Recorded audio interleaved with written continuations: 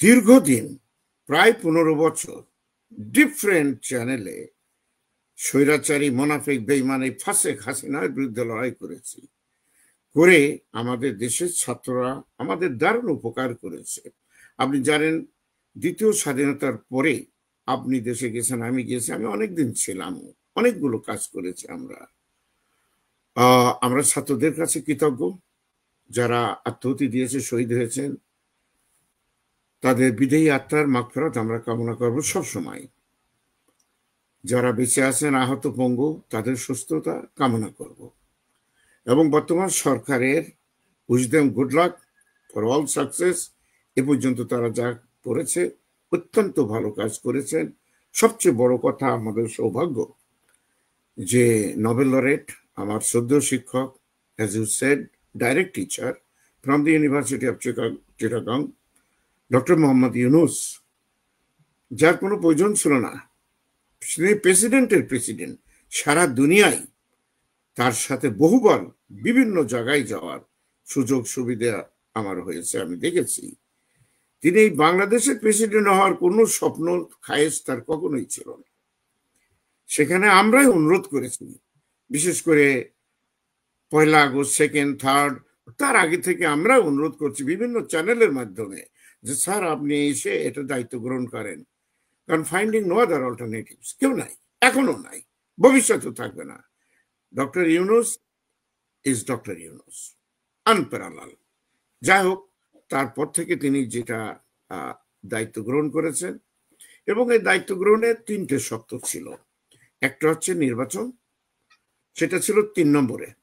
প্রথম হচ্ছে সংস্কার, তারপরে ছিল বিচার, যে অন্যায় অত্যাচার হয়েছে বাংলাদেশের সেই বিচার, আর 3 নম্বর লাস্ট ছিল নির্বাচন। এখন কিছু লোক পাগল হয়ে গেছে হালুয়া রুটি মারার জন্য, ভাগ করার জন্য, যে আমার ইলেকশনটা আগে দাও। বিচারের কোনো কথা নাই। But you know that justice delayed means justice denied. এটা ল শাস্ত্র যারা পড়ে তারা খুব ভালো করে জানে। সুতরাং এই বিচার কার্যটা আমাদের করতে হবে। হ্যাঁ, প্রশ্ন আছে যে কেন এত দীর্ঘসূত্রিতা হচ্ছে, কেন এত দেরি হচ্ছে। আসলে কাকে দিয়ে করবেন? 15টা বছর।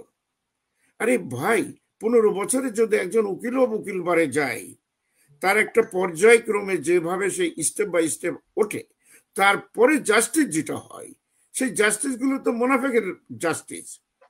আমরা দেখেছি ইন দি পাস্ট তারা কি বিচার করে। এত অশিক্ষিত বদমাইশ, লিখতেও জানেন। আপনি জানেন, মাওলানা সাইদির বিষয়ে সারা দুনিয়া জানে যে পরিষ্কার একজন জাস্টিস বলছে ইউরোপে কল করে যে আমি কি লিখবো, কি বলতে হবে, তারা চাচ্ছে তাকে ফাঁসি দেব। আপনি বলেন, এই যে মুনাফেকি করা, আমরা এই সব জানি। তারপরে ডক্টর ইউনূস সাহেব তার সাধ্য মতো তিনি করছেন। হ্যাঁ, তিনি নিজেই তার মন্ত্রিসভার যে অ্যাডভাইজার কাউন্সিল, তাদের কার্যকলাপের প্রতি তিনি সন্তুষ্ট না। যেমন না দেশবাসী, যেমন আমরাও না। আমরা বলছি যে এটা তাড়াতাড়ি করা উচিত ছিল, সেভাবে হয়নি, এটা তিনি নিজেও বলেছেন। কিছুদিন আগেও তিনি তার অ্যাডভাইজারি কাউন্সিল ডেকে এটাই বলেছেন তিনি।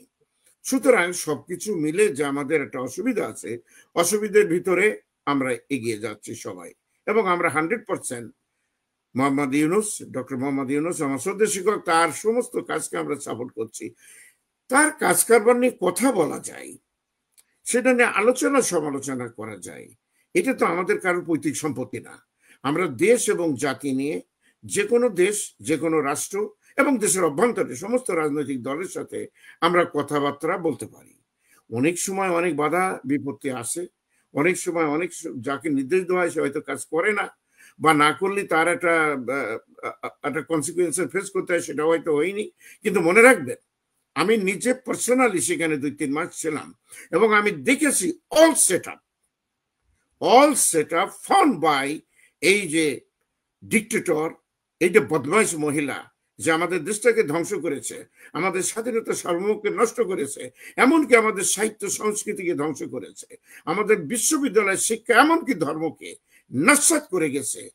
যার সর্বাঙ্গে ব্যথা, ওষুধ দেব কোথা। Thank you.